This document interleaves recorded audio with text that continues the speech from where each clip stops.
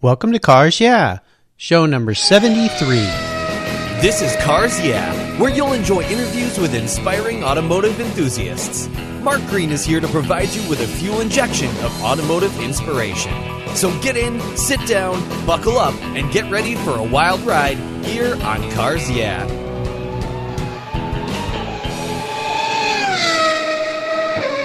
Do you love vintage cars? Then go to carsyeah.com and get a free copy of the fantastic Filler Up book. It's a full-color ebook filled with fuel filler fun, with over 60 color photographs of vintage cars, plus inspirational quotes from some of the most famous automotive enthusiasts of all time. Simply go to carsyeah.com, click on the free book button on the home page, and download your Filler Up book today. It's free at carsyeah.com. Hello, automotive enthusiasts. Today I'm very excited to introduce two special guests, Beverly and Dennis Little. Beverly and Dennis, are you two buckled up and ready for a fun ride? That I am. We sure are. Let's get this engine started. All right, I love it. I'm not so sure I should ask this question, but I'm going to. Who's at the wheel? Well, I am for a while, and then when I get tired of driving, I'll let Dennis take over. All right. I'm sorry, Mark, that's a sensitive question. Even when we both have motorcycles, and whenever we're going for a ride, guess who leads? And it's not me. You're a smart man, Dennis. That's why you two have been married for, 46 years now? That's correct. All right, yeah. Well, I'm a smart guy, too. I just celebrated my 30th year with my wife, Jill, so we're two very lucky and wise men. Yes. Beverly and Dennis Little run the Santa Fe Concorso that takes place every year in late September at the club at Las Campanas in Santa Fe, New Mexico. It's an annual gathering of the finest automobiles in the world, and when you combine Dennis, a car designer for over 30 years, with Beverly, the only woman on a male-dominated board, you get a really powerful team. They are, in fact, a couple who've been married for 46 years, as I mentioned, and if you think putting on a car gathering of this magnitude is an easy task, you're mistaken. Beverly was a public school educator for over 30 years. She's now retired. She's the Santa Fe Concorso secretary. Dennis worked at General Motors for 30 years as a designer, and he was the chief designer of Cadillac Design Studio. He led many innovative projects over the years with Buick, Pontiac, Oldsmobile, Chevrolet, Cadillac, as I mentioned, and Pininfarina Design. Dennis is the president of the Santa Fe Concorso, and over the past 4 years, these two have developed the Santa Fe Concorso into a top-tier event, and a concours that's not to be missed. So you two, I've told our listeners a little about you, so please take some time and share some more about your history, your career, your interests, and of course, your passion for automobiles. So when I first started out in teaching, I started out at an elementary level. Decided after about 2 or 3 years that I needed a change, moved up to junior high, taught English study skills. The study skills was quite interesting because it taught me how to become more organized and also how to pick things up very quickly and look for answers. After getting a master's in reading, it allowed me to move up to a high school level, which was my dream all along, but starting off with an education degree in elementary, that's quite a challenge. So for the last 12 years of my career, I ran a support program for students, general ed students. In fact, I pioneered it. When the program was in effect, we had a school of about 1,600 students. The dropout rate was less than 2%, so our program was extremely effective. Wow. But what was fun was meeting all these students that had challenges and showing them somebody cared about them and how to get through their challenges. So anyway, I left with a smile on my face and still have fond memories of the years that I was an educator. And Dennis, you were a car designer. Tell us about your career and your past. Well, Mark, my interest in cars really go back to when I was a young man, just like most young men, and it was mostly just building little plastic models of cars, and of course hot rodding them or customizing them, whatever suited a group of us that would probably get together in somebody's basement. And that was sort of the beginnings of cars. Of course, little did I know where my career would go as time went on. And eventually I started to get involved with a project which was called the General Motors Craftsmen's Guild, where you're supposed to team up and design a futuristic car and then build it from scratch. And that really sort of set me in a direction for the career that I ended up in. Many people listening to this show are inspired by people who have careers in automotive field, and the dream career has to be designing cars, because the fantasy is you take a pencil and you draw on paper and this car magically appears and it's built. But perhaps you can talk a little bit, and we'll get into it more with probably some of the other questions that we'll be discussing here, but it's not that simple, is it? No, it isn't. It's a very involved process, a fun involved process. But like you're saying, from the beginnings of the sketch to the final release of the master clay car, there's an enormous interaction with engineers that are specific to certain parts. There's manufacturing, there's marketing involved, even the advertising group, and as well as the accounting department. And what we released, people would always ask me, what did you really do on the car? Well, and of course it's the whole studio, it's not just me. There is everything that you see in a car, the studio touches and designs. We're given the criteria. We don't get involved with doing the drivetrain or the engine, but all the visual parts of that car and textures come through the studio. Oh, this sounds fantastic. And before we get into some of my questions here, could you both share with me, how did you get involved with the event, the Concorso at Santa Fe? Well, Mark, where it started really was we were having dinner with Phil Hill and Denise McCluggage. And those two knew each other at that time, probably from back when they were in their 20s. And I'm sure you can probably read about it anywhere, at least Phil's side of the story. But anyway, Phil would always be pushing Bev and I to do. He said, when are you going to do a Concours d'Elegance in Santa Fe? This is such a wonderful area. And, of course, I would tell him, oh, yeah, Phil, that's a great idea. We should do that sometime. And he would, well, really the two of them would always gang up on us whenever we got together and keep pushing this. And I think a lot of that prodding really was coming from Denise McCluggage more than anybody else. And finally, when Phil passed on, we decided, it's time to do this event because that generation, who we still are able to have some contact with, is starting to go away. So let's do this now. Well, two extraordinary people. I had the luxury of meeting Phil Hill years ago when I was racing vintage cars at a local event at Pacific Raceway. He was a guest of honor. What a wonderful man. And Denise is going to be a guest coming up very soon here on Cars Yeah. I got to sit with her at Pebble Beach 3 weeks ago when we watched the cars roll over. So, wow, to have two people of such great inspiration in automotive history be nudging you on, those are some big pushes. So that's fantastic. As we continue on your journey, I always like to start with a success quote. And this is a saying that's been instrumental in forming your life and your success, and it's a great way to get the inspirational tires turning here on Cars Yeah. So let's have Beverly take the wheel first. The quote I have lived with from even when I was a youngster is, where there's a will, there's a way. So I just make things happen if I really, really want to make things happen. Where there's a will, there's a way. Absolutely. And Dennis? Well, there was a quote, and this really wasn't at the beginning of my young life, but it occurred when I was in a design studio. And I remember there was a designer making a presentation to the vice president of design at that time, who was Chuck Jordan, and was a good friend and a great mentor as time went on. But he was listening to the presentation that this young man was making about a car.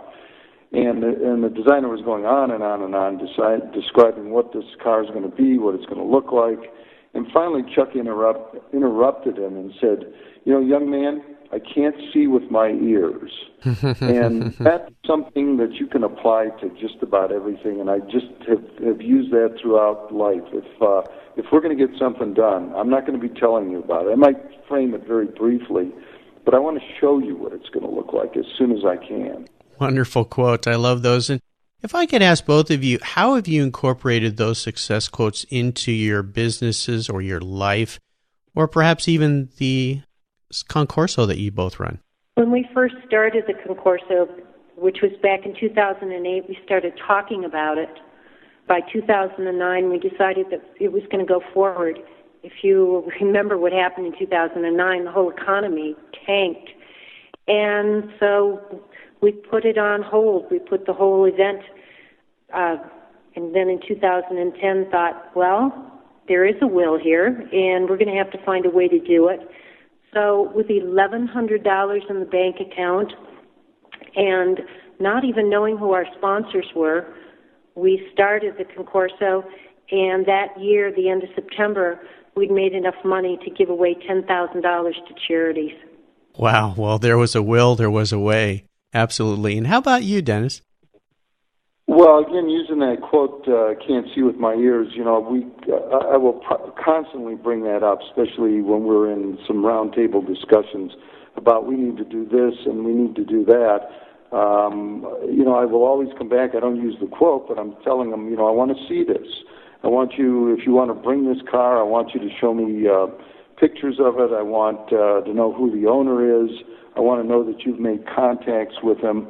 And I just will not allow us to make some cavalier statement and then everybody goes away and the ball just drops at that point. Again, as I mentioned in the beginning of this talk with you guys, I can't imagine all the details that go on. I've been involved in putting on some very small car shows, but something of this magnitude is absolutely overwhelming, but I'm sure you have a lot of help and a great team around you.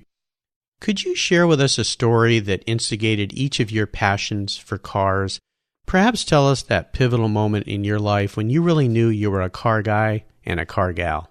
Well, Mark, where it started was, again, I mentioned earlier this Craftsmen's Guild contest. And at that point in my life, I didn't have any brothers or sisters. My dad was a machinist. He knew that I needed to go on to higher education, and he suggested with my interest in making things that maybe mechanical engineering would be a good fit for me. I was in maybe my freshman year in mechanical engineering realizing this wasn't a good fit for me because I really didn't particularly care to sit around and do math problems. And usually did the usual thing where we, instead of going to an actual counselor at the university, this was a bunch of us sitting around in a dorm room. And I mentioned to somebody, boy, I've got to find a way to bring my GPA up and try to figure out what I really want to do here in college. And somebody mentioned, hey, why don't you take art? I heard it's easy. So with that, I signed up for an art class, which I had never done ever in my life, and started to realize that I really like this. And that's when I sort of put things together. In the Craftsmen's Guild, they had sort of a handbook that you could look at, and there were car sketches in there. And that's when I started thinking, there's somebody that does this for a living. And with that, I discovered there was a industrial design program at the university. Well, this was Ohio University. And they didn't really specialize in automotive design, but it was at least the degree that I needed. And I worked feverishly trying to figure out how to do all this stuff, how to learn to draw, which was another one. Luckily, I think I found out I was gifted in that area. So that's what started me down the road. Wow. And Beverly, could we call you a car gal? You can. It is rubbed off over all the years of being together. I think the pivotal point was when we bought our Jaguar back in 1979, and it was just such a gorgeous, sleek-looking car. So that's what turned me into a car gal. And then also just working on the Concorso, I've learned to appreciate and understand the different cars that we get into our show. So that's had a big impact on me. Oh, absolutely. And I've been to so many car concours events over my life, and you think at first that the only people there are car people, but you run into so many people that maybe aren't real car fanatics, but they gain a huge appreciation looking at these pieces of art sitting on a lawn. I love the fact that a Jaguar was the car that pushed you over the edge, because that's the car back when we did our pre-show chat here, I told you about the Jaguar and my first Matchbox car being a Jaguar XKE and how that pushed me over the edge. So that's fantastic. So Beverly and Dennis, what I want to do now is take a look at some of the roads you've driven down and really crawl under the hood and maybe get our hands a little dirty. Could you share with us a huge challenge or even a great failure that you faced in your career, or maybe it had something to do with the event that you work on? More importantly, though, tell our audience how you overcame that situation and what you learned from it. Yeah, Mark, I think, the biggest challenge I had, especially with my career, was I was ready to go faster than a company was ready to go, which was a good thing. That's what the studios were there for anyway. But trying to control myself to pace things to meet the requirements of a marketing group was really, really a challenge. But I just learned how to keep that going forward, especially when I was running a studio.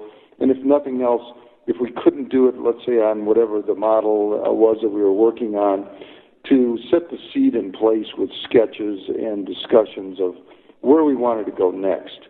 And this way, when it was time to jump into that next project, the marketing group would already, they knew what the vision was, and we're starting to buy into it early on. So sort of learning how to navigate the waters of a large group. And it's not just General Motors. I'm sure, as a lot of your listeners know, as I used to tell our daughters, if you're working for somebody and your job is to pop popcorn, there's somebody there that's going to tell you how to pop the popcorn and how they want it. So you have to learn how to work within that system. Oh, yeah. I can only imagine the bureaucracy that involves in a huge company like that. And Beverly, how about you? I was thinking about that. As I mentioned earlier, I tried to stay fresh in my career, and I'd been teaching junior high for about 12 years. And the counselors felt that they needed to start to channel kids into different programs based on their math grades, so that trickled down to all the other subjects. So I ended up getting a classroom with 22 boys and 8 girls. Absolutely the most challenging thing I've ever had. I had a good rapport with the kids, but these boys, they basically ran the show that year. So I think it was probably in January of that year, a posting came up for learning consultants, and I applied, and it was at the high school level, and I was so thankful. And I kept making phone calls to say, so have you chosen the candidate yet? I really want that position, and I did get it. So in February, I got to hand off that group of unruly kids to another teacher, and I moved up to my dream job, which was to be a learning consultant, starting and pioneering a support program for general ed students. I had 3 ladies that worked with me, and we were a team that, it was a lot of fun to just meet with these kids and help them to get through their challenges. I still keep in touch with a couple of the kids that were in that program. Well, it's fantastic. All of us have those teachers in our lives that really made a difference, and I'm sure you were one of those teachers, and I cannot even imagine trying to teach a bunch of middle schoolers. Oh, my goodness. I remember when my first child went into middle school, the teacher, we went for that first parent-teacher night, and they said, well, your kids were dogs before now, and now they're cats. And if you think about that analogy of dogs and cats, they were very true, but she said, don't worry, they'll be dogs again someday. I thought that was a funny story. Let's shift gears here and go to the other end of the spectrum. And if you would share a story with us when you had a real aha moment in your career, your business, or maybe it was around the Concorso, a time when you realized, you know what, I think this is really going to make it. This is going to be a success. And perhaps tell us the steps that you took to turn that aha moment into that success. Well, I'll start off, Mark. I think, you've heard some of our answers to the previous questions. We just never think of failure, and we just use that to march forward. I know there was a gentleman after we did the event the first year, and maybe we were like a half year going into the next one. He said, what are you doing? I said, well, we're working on the Concorso. He said, I thought you were just going to do that one time. And he said, I'm even surprised that it succeeded. And I looked him in the eye and I said, I don't start something to have it fail. I said, it's going to succeed, and that's our goal. And we do that really with everything in life. We designed and built our current house. We were the owner, builder of the house. I know a lot of people, my wife will say, well, you can do it, and I have to remind her, not everybody can do these type things. But it's just part of our DNA. Sure. Well, with the Concorso, was there a point in time when you first got involved, and maybe Beverly could take the wheel here, where you just started to go, you know what, I don't know if this is going to work. But something happened, perhaps, that clicked. Was there a moment in time where that happened? Yes. In fact, when we were first starting to gin this up, the biggest question was, where are we going to get sponsors? Where are we going to get some more funding for this program? And it worked because of the contacts that we made. Denise McCluggage was just major in contacting people and saying, you know, I've already talked to Jeff Day at Mercedes-Benz, and he's going to come on board. We literally knocked on the doors of local dealerships and businesses in Santa Fe and said, we were excited about it. And when you're excited and passionate, when you're explaining something, then that seems to catch on with other people. We didn't have too many doors slammed in our face. And we were able to, the first year, get enough sponsors that we were able to pay for the bills. And that was always a challenge, because the first year I was also the treasurer. So knowing where the money was going to be coming from and how much we could spend, fortunately, bills came in after the event. Well, it sounds like there's a key word here in this story, and that's perseverance. Would that be true? Yes, absolutely. Yeah, it's so needed. And for those young entrepreneurs, perhaps, or people considering new careers, new jobs, or a concourse event, perseverance is so key. It's a key thing to life in general, careers, and everything you do. Let's have a little fun here. What was your first really special car? And perhaps you could each share a memory about that vehicle.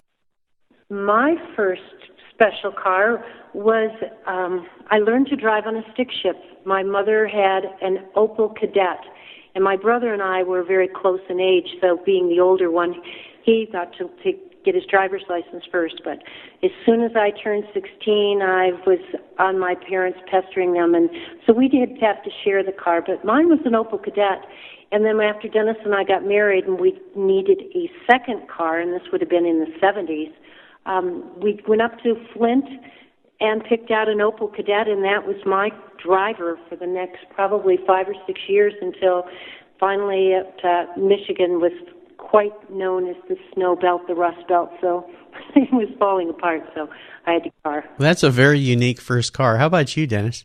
Well, mine is even more unique than hers, because mine didn't even have an engine in it. My first car was one that I didn't drive in. Well, I did end up driving in it, but it was a soapbox derby race car that I designed and built. Oh, cool. And, I always use that as the first car. I don't know whether it was the first one that influenced me, but again, it sort of set me on the road to where my career was. And I just came across a picture of myself when I was 11 in that soapbox derby car, so I'm waiting for when the Concorso is finally over, and we'll probably be sitting down with Al and Susan Unser, and I'm going to take that picture out and show Al Unser that he has nothing on top of me. I was a race car driver at an early age. I would love to be there when you do that. That would be a fun conversation. And I'm going to dive off in a little direction here, as I usually follow a format for questions, but I want to make sure that our listeners know, you mentioned the Unsers, big name in automotive fields and racing. You have a pretty special group of special guests this year, right? Could you share who those people are going to be with us? Yes, and because of Susan and Al Unser, this panel of Parnelli Jones, Johnny Rutherford, Eddie Cheever Jr., and Lynn St. James will all be here as our special guests for the whole weekend. Wow. Plus, just to add to that, we also have Donald Davidson from the Indianapolis racetrack. Oh, yeah. Yeah, he's a historian. He's going to be here. He's probably, Tim Considine will be the moderator of the panel, and probably we're going to get Donald to talk about another car that we've got coming from the Indianapolis Museum, the Wilbur Shaw car, a Maserati that Wilbur Shaw drove, and fill us in a little bit on the history of that car. Wow. Well, what a all-star lineup. That's going to be so fantastic. And sounds like those are all people I need to get on the Cars Yeah, so maybe you could put in a good word for me while you're talking about that first racer of yours. Seller's remorse. Are there vehicles that either of you have had that you really wish you could have back? No. Okay, how about you, Dennis? Yeah, I'm the same way. We were talking about this. We really never owned any significant cars that we would say got really horribly bad that we got rid of that. Especially when I was working with GM, a lot of the cars would come out of a fleet, so they were existing production cars, and we were so busy trying to further our careers and raise children, we never really had any extra money to go out and buy those toys other than the 67 Jaguar, which we still have, and we bought that. Bought that in 1979, and I was thinking, a couple of years ago I said to Dennis, it would really be nice to get a car that we could have air conditioning in and we would be able to drive it on a long trip. And why don't we sell the Jag? And his response was? Yeah, it wasn't just my response. Our daughters, who both live out in L.A. now, were at the table, and in unison we all said, "Have you lost your mind?" Well, thank goodness for that. Sorry, I That's right. I think in this one case here, Beverly, you were outvoted. Oh, definitely, and I'm glad we still have the car, but I did drive it for about 2 hours one day, and I was exhausted when I was through with the drive. Of course, it was on winding roads coming down a hill, so that was quite challenging. Yeah, well, but great fun for sure. Is there a current project that you guys are working on right now that really has you excited and fired up? You know, at least with the two of us, when we were just out in L.A. with visiting our daughters, and by the way, we were at Pebble Beach, and I have a feeling we may have been at the same place at the same time because we were sitting with Denise watching the award ceremony. Oh, up in the judge's balcony? Yes. Oh, my gosh. Yeah, I was up there too. Well, I should say we weren't in the judge's balcony. We were up above in the lodge at Mercedes suite with Alma Hill. But getting back to the projects, my daughter wants to do some products, and she works for a very high-end interior design group out of Beverly Hills. And I told her there was a chair that I designed when I was in college that has a lot of potential. And I said, maybe the two of us can team up together and we can work on this chair design. And our goal is going to be to bring it to production and maybe sell it through something like Design Within Reach. Really market this and make it something special. Oh, wow. That sounds fantastic. Now, here's a funny question for both of you. If you were a car, and maybe you could even ask, well, I don't know, that might be going too far. Answer this together, but I'll let you do it however you want to do it. If you were a car, what kind of car would you be and why? Well, I actually own a car that I would be, and that's the Cadillac ATS. I love that. I watched Derek Hill in the commercials that they were running from Cadillac, and I've talked to Derek several times about this. That car was just so sleek and fast and nimble, and I thought, that's what I would like to be. And now I do own a black metal flake Cadillac ATS. Ooh. And I don't take Dennis with me often because he's always telling me to slow down around those curves. That's what's about driving it. Oh, those are great vehicles. How about you, Dennis? What kind of car would you be and why? Well, it's pretty simple. It would be something that I lived with design. So I want it to be very sleek looking. I want it to be very fast and very nimble. It doesn't have to be a particular car, but something that embodies those three words, that's for sure. Okay. Well, I'm sure being a designer, that's a tough to narrow that down to one specific vehicle, but we're going to get to a similar question a little later in the show where I'm going to pin you down to one, so hang on. Yep. So now we're up to the last lap, and this is where I fire off a series of questions, and you two give our listeners very quick blips of the throttle answers. So are you guys ready? He is. I'll catch up.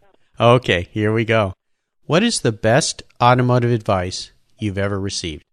To embrace a challenge. We talked about this earlier, but just be up for whatever the challenge is going to be that particular moment, basically. Sure. And how about you, Bev? I don't have an answer for that. Okay. Maybe it was buy a car you enjoy. It sounds like you've done that. Yes, that would be good. Okay. I'll agree with you. All right. Would you share one of your personal habits that you believe has contributed to your success? Well, I think working together as a team has been a personal habit. Dennis and I mean, for 30 years we had our careers and we didn't see each other but for maybe 2 hours a day. And we've been retired now for 15 years. And it's made a big difference because we've always been good teammates. So I would probably say that just learning about each other and working together and also respecting each other's opinions. Oh, yeah. That's definitely a key in any relationship, but especially a marriage. Would you agree, Dennis? Yeah, I do. And to answer your question, it's like I've always told people, what I really found was my strength. Obviously, I learned how to draw, and I could draw cars very well, and learned how to design cars. But I think what my real strength is I know when it's right, and I know just by looking at it that this is the right proportion or the right shape. And that's something I think I just have in me. So trusting your gut. Yep. Do you either of you have a resource that you could share with our listeners that you're really fond of? Maybe it's a website that you visit, or maybe it's an app you use all the time on your phone. Yeah, Mark, I don't know if I have anything special. I'm very much of a visual person. I don't read a lot of books, not because I don't like to read. I want to, I want to see things. So I'm constantly perusing the internet, magazines, looking for glimpses of, where the future might go, or in our case with the Concorso, what's something here that would elevate our event even to a higher level. Mm-hmm. And is there a website you're particularly fond of, being a designer, perhaps? Not really. I don't sit in front of a computer that much. Sometimes there's a fellow that worked for me in Cadillac Studio. Dean's Garage. His name is Gary Smith. And Dean's Garage is really interesting. He has his tentacles reach out to a lot of people like myself in the automotive industry. So he can go back and get stories of how, let's say the original Firebirds were designed. These are the ones that Harley Earl was involved with, up to some original sketches that are on the website from retired old designers like myself, which reminds me I have to send him some sketches, which I'm going to do probably after the Concorso is over. And that's Dean, D-E-A-N ' Garage? Correct. Dean's Garage, okay. And Beverly, any resources that you're really fond of? Yes, I love Peter Barrasa's website, which is MMR Site, S-I-T-E. Yep. He's always up to date on where he's been, what he's been doing, and fabulous photos. And then DeniseMcCluggage.com. Even though we've known Denise for almost 15 years now, when I read little snippets or the stories that she posts, you just get more of a glimpse into her life. She just has so many stories to share with people. Oh, absolutely. And as I mentioned, Denise will be a guest here on Cars Yeah very soon, and Peter has been a guest on Cars Yeah in the past, so those are great resources. And I'll let our listeners know if you go to carsyeah.com, you can find all these resources up on Beverly and Dennis's show notes page. Is there a book that either of you have read recently that you really enjoyed, or a book maybe even from the past you could recommend to our listeners? I read The Book Thief, which is already out in a movie. I did not see the movie, but I just found that to be a very moving story. And we're watching a TV series, Manhattan, because it's been filmed in and around the area, and many of our volunteers for the Concorso are from Los Alamos. So just reading The Book Thief. The Book Thief. Brought more information about what went on during World War II. And then the Manhattan Project, as I said, the movie is, or the TV series rather, is called Manhattan, lets us know what went on up on the hill. Every once in a while, we still hear booms. So we know that they're still active on the hill. Something's going up. How about you, Dennis? I know you said you don't read a whole lot of books, but maybe there's one you could recommend? Yeah, like I was saying, I really don't sit down and read that much, but if I do read a book, and I can't pull one out of my... Customers for Life, Carl. Oh, yeah, Bev was just saying there was a dealer that I interfaced with a lot out of Dallas, Carl Sewell, he had a book called Customers for Life, which is a pretty savvy guy on how to really make a business successful. But other books, if I'm interested, that I do read, and usually it's if we're on a flight somewhere where I really can't do things, I'm just sitting there, would be something with history. I'm really intrigued with historical leaders, World War II leaders, Civil War leaders, how they faced those challenges under pressure and learn to cope with the situation. Sure. Well, Customers for Life is a book I read years ago and put a lot of those elements into the business I was involved in. I love that book, and it had a lot of great stories, and I have friends who own car dealerships who read that book and implemented a lot of those ideas into their businesses that were successful as well. So some great suggestions there. Any interesting hobbies outside of your passion for cars that both of you are involved in? Jewelry design. About 5 years ago, I decided to tap into my creative side. So I've been making jewelry, both fabricating and casting. I love skiing. We share the passion of riding motorcycles. Of course. And Dennis? Again, we share a lot of the similar things. The jewelry end, she signed up for a jewelry class and convinced me that I needed to be in that class also. Of course, I was thrown in with the majority of the ladies that were in there, and I thought, what am I going to do in a jewelry class? Now, I'd done some jewelry before when I was in school, and I happened to be looking through, this is going back to the book subject, I was looking through some vintage Buck Roger comic books, and I was seeing all these rockets. So I did a whole series of jewelry revolving around rockets, and of course I had to throw in some skulls in there also. What fun.